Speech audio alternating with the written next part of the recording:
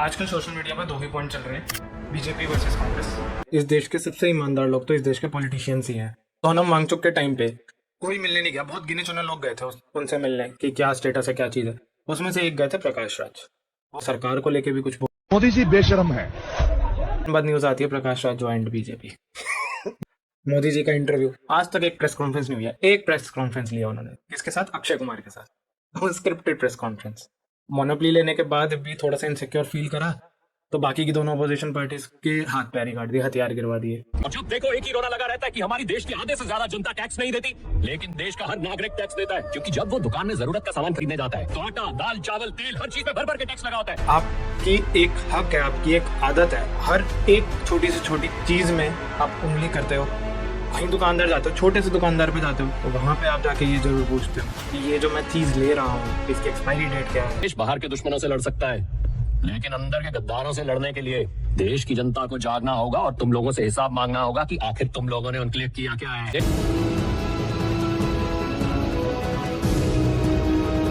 इतनी बात करने के बाद मुझे एक चीज तो समझ आ गई है, इस देश के सबसे ईमानदार लोग तो इस देश के पॉलिटिशियंस ही हैं। मतलब डेमोक्रेसी का मतलब क्या हुआ कि by the people for the people. मतलब जो हमारी गवर्नमेंट है वो बंदों के साथ ही होगी, जो जनता मांगेगी गवर्नमेंट को वो देना होगा। क्या 70 सालों में कभी भी एजुकेशन को लेके कोई भी आंदोलन हुआ है? नहीं हुआ है। तो क्यों देगी सरकार फ्री एजुकेशन?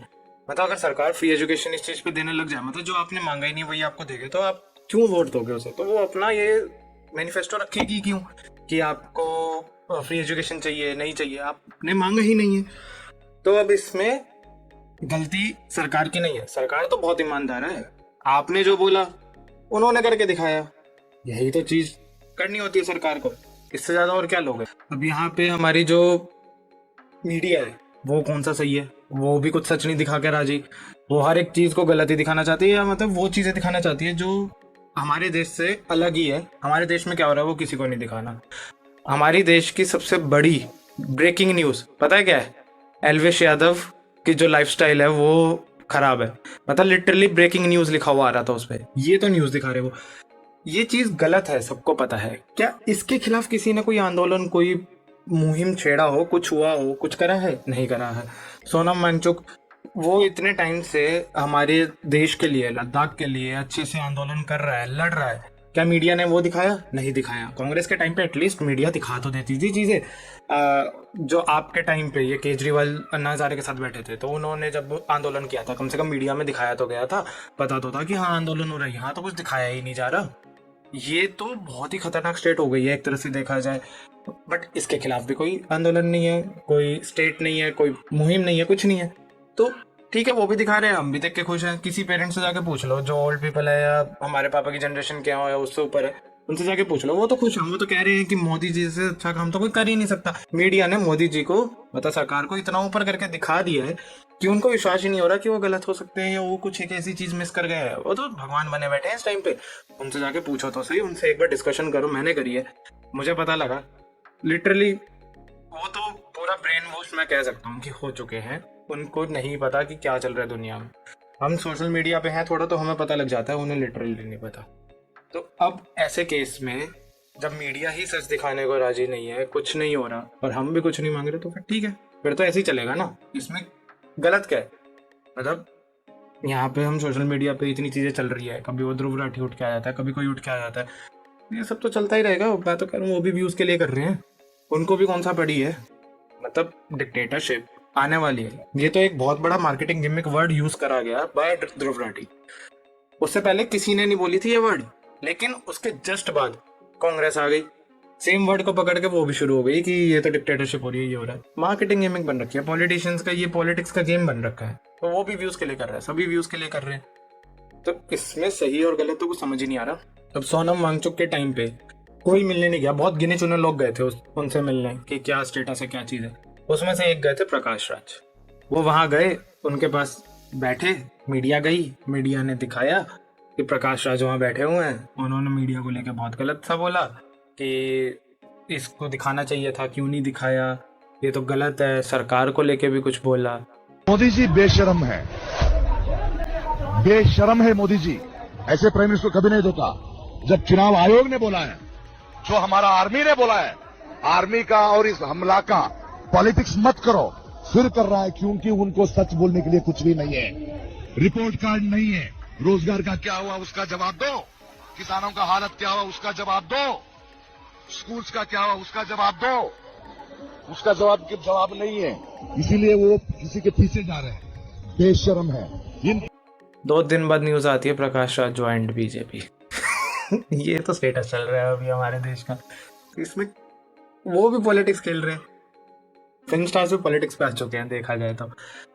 मोदी जी का इंटरव्यू, आज तक एक प्रेस कॉन्फ्रेंस नहीं हुआ। एक प्रेस कॉन्फ्रेंस लिया उन्होंने, किसके साथ? अक्षय कुमार के साथ। स्क्रिप्टेड प्रेस कॉन्फ्रेंस किसी ने मांगी नहीं, कुछ देख ही नहीं रहा। सबको है कि मंदिर मिल गया, मंदिर के अराउंड एक बिजनेस बन गया, बहुत सही है। अभी एक चीज और आ रही है, अरुणाचल प्रदेश में चाइना ने काफी ज्यादा 30-40 किलोमीटर तक अंदर आ गई है। ये बात कोई अपोजिशन पार्टी का कह रहा होता तो हम इसको मान लेते कि वो ऐसी झूठ बोल रहे हैं, पॉलिटिक्स की गेम चल रही है क्योंकि वैसे इलेक्शन आ रहे हैं। लेकिन ये चीज खुद बीजेपी के एक लीडर ने बोली है, जो अरुणाचल के वहां पे लीडर है बीजेपी का, उन्होंने बोला ये। तो उसके बाद भी ये चीज मीडिया में नहीं दिखाई जा रही। किसी मीडिया में दम नहीं है कि वो दिखा दे। मीडिया एक्चुअली देश को कमजोर करने का काम कर रही है। अगर देशवासियों को देश के बारे में सच नहीं पता लगेगा तो वो एक तरह से देश कमजोर हो रहा है। अपनी मानसिक स्थिति से वो पूछेगा ही नहीं। देश अगर वो मीडिया नहीं बताएगी देशवासियों को, मतलब जनता को, कि क्या देश में चल रहा है, तो देश पूछेगा ही नहीं किसी सरकार से कि क्या गलत है क्या ठीक है। जो दिखा रहे हैं वो सही मान लिया जाएगा। जब तक कोई पूछेगा नहीं तब तक बढ़िया चल रहा है। फिर क्या ही टेंशन है। जब एजुकेशन प्राइवेट हो रही थी, जब बिजनेसमैन एजुकेशन पे भर भर के पैसा लगा रहे थे, उस टाइम पे टीचर्स की सैलरी को बहुत ज्यादा एक हाइप मिला, बहुत अच्छा खासा हाइप मिला। बिजनेस को कमाना था, बिजनेस को ये था कि एजुकेशन उस टाइम पे फ्री थी, मतलब थोड़े कम पैसों की थी, टैक्स वैक्स था नहीं, तो इस पे अच्छा खासा कमाना है तो गवर्नमेंट को थोड़ा बहुत ब्राइब वगैरह करा होगा कि आपको टैक्स मिल जाएगा पूरे लाइफ टाइम के लिए, तो हमें थोड़ा बहुत ऐसे खेलने दो। उस टाइम पे टीचर्स की सैलरी को बहुत ज्यादा ऊपर कर दिया गया था। कुछ 1-2 टीचर्स रहे जिनका हम आज की डेट में जानते भी है नाम, सुपर 30 बैच जैसे निकला था। कुछ 1-2 टीचर्स थे जो इस चीज के खिलाफ थे। बाकी सारे टीचर्स ने क्या एंजॉय करा, उनकी सैलरी इंक्रीज हो गई है। कोई आंदोलन पे नहीं बैठा कि अगर आज हमारी सैलरी इंक्रीज कर रहे हो तो कल को आप बिजनेस करने के लिए इसी सैलरी को वापस रिट्रीव करोगे तो बच्चों से पैसा लोगे, और पैसा जब बच्चों से लोगे तो एजुकेशन फ्री कहाँ रह जाएगी। फ्री नहीं रहेगी तो फिर आगे एजुकेशन बहुत मुश्किल हो जाएगी। किसी ने क्वेश्चन नहीं उठाया, सबको अमाउंट अच्छा लग रहा था कि हाँ हमें तो बहुत अच्छा अमाउंट मिल रहा है। अब यही चीज आज की डेट में लगा लो तो आईटी में हो रही है। आईटी इंडस्ट्री इंडिया में सबसे ज्यादा ग्रोथ ले चुकी है। लिटरली अगर आप हिसाब लगाओ ना तो एक बिजनेस आईटी की वजह से जितना कमा सकता है उससे ज्यादा आईटी को आज की डेट में पे करना पड़ रहा है। आईटी में जो बंदे काम कर रहे हैं, एम्प्लॉयज को पे करना पड़ रहा है ताकि वो आईटी का एक प्रोडक्ट बन सके। कोई इसके खिलाफ आवाज नहीं उठा रहा कि इतना ज्यादा पे क्यों कर रहे हो, क्योंकि अगर आज वो हमें पे कर रहे हैं तो कल को वो जो बिजनेस है, जो बाहर से हमारे पास इन्वेस्टमेंट आ रही है, वो हमारे से पैसा लेंगे। 110% है। ये 55 लाख करोड़ का जो कर्ज था वो 200 लाख करोड़ कैसे पहुंच गया? इन्वेस्टमेंट आई है तो रिट्रीव तो करेंगे, उनको प्रॉफिट चाहिए, उनको और कुछ नहीं मतलब है, तो प्रॉफिट लेके तो जाएंगे। इस चीज में हमने भी पॉइंट नहीं उठाया, हमने भी कहा कि हाँ सैलरी तो अच्छी मिल रही है तो चलो वो ले लेते। किसी ने कोई आंदोलन नहीं करा, किसी ने ये पॉइंट नहीं उठाया कि अगर आईटी जस्टिफाइबल ही नहीं है, हिसाब लगा के देखो आईटी का भी जस्टिफाइबल ही नहीं है कि आईटी की सैलरी लिटरली करोड़ पहुंची पड़ी है, आपका पैकेज करोड़ हो जाएगा, बिजनेस उतना कमा नहीं रहा, तो ये तो कोई लॉजिक नहीं हुआ ना। हर एक चीज मैच करके देखी जाती है, तो अब उसकी वजह से महंगाई भी बढ़ रही है। अब जब आईटी का प्रोडक्ट बढ़ा, आईटी की लोगों ने पैसे मांगे, मतलब कुछ डिमांड एंड सप्लाई वाला खेल हुआ, उसकी वजह से लोगों ने पैसे ज़्यादा मांग लिए तो उन्होंने दिए, तो उसके बाद एंड में वो अब कह रहे हैं कि ठीक है हमें तो प्रॉफिट चाहिए, तो चीज़ें महंगे में बेच रहे हैं। तो इस चीज़ के खिलाफ तो ना उस टाइम पे आंदोलन हुआ था ना आज हो रहा है, तो आगे आने वाले टाइम में और महंगाई बढ़ेगी। इंडिया में थोड़ी बढ़ रही है, ऐसा थोड़ी है कि इंडिया में महंगाई बढ़ी है। यूएस, कनाडा, बाकी जगहों का जाके हाल देखो, वहाँ पे तो और ज़्यादा महंगाई बढ़ी है। मतलब इस टाइम पे जो सबसे ज़्यादा मार्केटिंग में चल रहा है, कांग्रेस जो सबसे ज़्यादा कह रही है कि महंगाई बहुत हो रखी है, 400 का सिलेंडर 1100 पहुंचा पड़ा है। बाहर जाके तो देखो, यूएस में जाओ, कनाडा में जाओ, वहाँ तो इससे ज़्यादा और बुरा हाल है। यहाँ पे तो इन्फ्लेशन स्टिल बहुत कम आया है, 6-7%। वहाँ देखो, वहाँ तो बहुत ज़्यादा बड़ा इन्फ्लेशन गैप देखने को मिला है लोगों को, काफ़ी ज़्यादा महंगाई बढ़ गई है वहाँ पे। यूएस में, कनाडा में, काफ़ी सारी फॉरेन कंट्रीज में बढ़ी है। तो उसके हिसाब से तो इंडिया ज़्यादा बेटर सिचुएशन में चल रहा है देखा जाए तो, और लिटरली है भी इंडिया बेटर सिचुएशन में इस मामले में। तो ये तो जस्ट एक मार्केटिंग गिमिक है कि महंगाई बढ़ रही है एंड ऑल वाले के। बस एंड में मैं यही कहना चाहूँगा कि जैसे मोदी जी आए, मोदी जी एक मुहिम लेके आए, एक अपने साथ एक एजेंडा लेके आए कि मंदिर बनाना है, हिंदू को जगाना है, मुस्लिम्स को डराना है। मैं कहता हूँ हो गया है, अब रुक जाना चाहिए, अब थम जाना चाहिए, नहीं तो इससे ज़्यादा अगर हम आगे चले गए। मैंने जैसे पहले बात करी थी कि जो बीजेपी की सरकार है वो कैपिटलिस्ट सरकार है, वो कैपिटल को ज़्यादा देखती है रेदर देन सोशलिज्म।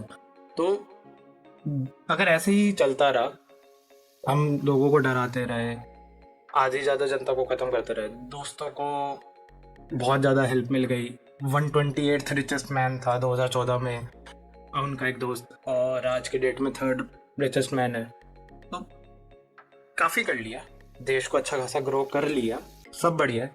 मेरे हिसाब से अब रुक जाना चाहिए, अब थम जाना चाहिए, अब थोड़ा ग्रोथ को स्लो कर देना चाहिए।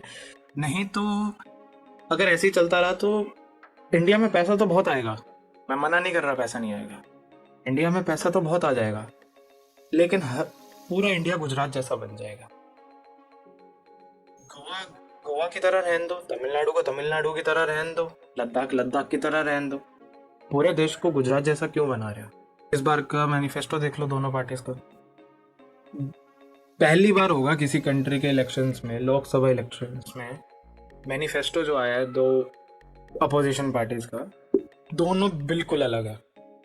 एक थोड़ा हमारे एजुकेशन और कुछ चीज़ों, जॉब्स, इन चीज़ों पे फोकस कर रहा है, और एक पूरा ही जाति और इन सब पे फोकस कर रहा है। इतना अलग मैनिफेस्टो, मतलब ये फर्स्ट इलेक्शंस होंगे जहाँ पे बहुत सारी चीज़ें अजीब हो रही है। एक पूरी की पूरी एक सरकार जो आज की डेट में रूलिंग पार्टी है, वो एक तरह से मोनोपली लेके बैठी है। मोनोपली लेने के बाद भी थोड़ा सा इनसिक्योर फील करा तो बाकी की दोनों अपोजिशन पार्टीज के हाथ पैर ही काट दिए, हथियार गिरवा दिए। तो अब वो होकर भी नहीं है एक तरह से देखा जाए। मैं तो नहीं कहूँगा कि मोदी जी झूठ बोलते हैं, it's a part of politics, आपको समझना चाहिए कि वो झूठ है या नहीं है। उन्होंने तो अपनी बात बोल दी, उन्होंने तो कह दिया 2 करोड़ नौकरियां देंगे, तो 2 करोड़ नौकरियां हो भी सकती हैं, काम ही नहीं है इतना। जब काम ही नहीं है तो आप फ्री में बिठा के कितना ही करवा लोगे और कितने ही पैसे बांट लोगे। तो उन्होंने तो पॉलिटिक्स करी थी, वो अपनी जगह ठीक है। सरकार इस देश की सबसे ईमानदार एक ऑर्गेनाइजेशन है, पॉलिटिशियन सबसे ईमानदार है, वो तो कुछ गलत कर ही नहीं रहे हैं, उनकी तो जॉब है, वो हमारी जॉब है उन्हें पहचानना। और हम देखो, हम यहाँ कुछ बात ही नहीं कर रहे हैं, हम अपनी ज़िंदगी से नहीं उभर पा रहे हैं, हम मीडिया पे फोकस कर रहे हैं जो हमें झूठ दिखा रही है, कोई किसी को सुनने को राजी नहीं है। तुम लोगों ने हवा उड़ा दी कि हर नागरिक के पास आधार कार्ड होना चाहिए, फिर उसे बैंक अकाउंट से लिंक करवा दिया, सारी गाली कमाई वालों पे तुम कंट्रोल कर सको। फाइनेंशियल ट्रांसपेरेंसी, गरीब का माल अपनी जेब में डाल, इसके दीमक हो तुम। मैंने ये सारी चीज़ें जितनी भी हैं, ये सब फैक्ट्स को और थियोरीज को देखकर बोली हैं, इसमें से कुछ भी मेरा थॉट नहीं है। मैं बिल्कुल एक न्यूट्रल पर्सन की तरह यहाँ पे एक मार्केट में होने वाली चीज़ को पोर्ट्रे कर रहा हूँ, इट्स जस्ट लाइक दैट। बाकी आपको क्या लगता है इस वीडियो को देख के, आप कमेंट डाउन नीचे कर सकते हैं। क्यों बे, तुम्हारा आधार कार्ड पैन कार्ड से लिंक नहीं होता? मैं तो कहता हूँ तुम सब मंत्रियों के अकाउंट खोलने चाहिए और उसे भी पैन कार्ड से लिंक करना चाहिए, ताकि हम भी आराम से सोफे पे बैठे चाय पीते हुए तुम्हारी हर ट्रांजैक्शन पे कड़ी नजर रख पाए। बाकी मैटर ये करता है कि मैं यहाँ क्यों हूँ और मैं ये सब क्या बोल रहा हूँ, क्यों बोल रहा हूँ। सो द पॉइंट इज कि मैं बस ये चाहता हूँ कि जो एक चीज आप हर जगह करते हो ना, वो पॉलिटिक्स मैटर में भी कर लोगे। उंगली जो आपकी एक हक है, आपकी एक आदत है, हर एक छोटी से छोटी चीज में आप उंगली करते हो। कहीं दुकानदार जाते हो, छोटे से दुकानदार पे जाते हो, तो वहाँ पे आप जाके ये ज़रूर पूछते हो कि ये जो मैं चीज़ ले रहा हूँ इसकी एक्सपायरी डेट क्या है, ये कब तक चलेगी, क्या होगा इसका, ये क्या वो सही काम कर पाएगी जो मैं चाहता हूँ या नहीं कर पाएगी। हज़ारों क्वेश्चंस पूछते हो, हज़ारों चीज़ों के निरीक्षण करने के बाद अब एक डिसीजन पे आते हो कि इतनी सारी चीज़ें जो हमारे पास अवेलेबल हैं कौन सा सही है और किसको लेना चाहिए। फ्रिज लेने जाओ, आप एक मच्छरदानी भी लेने जाते हो तो भी हज़ारों ऑप्शंस को देखते हो, फिर एक डिसाइड करते हो।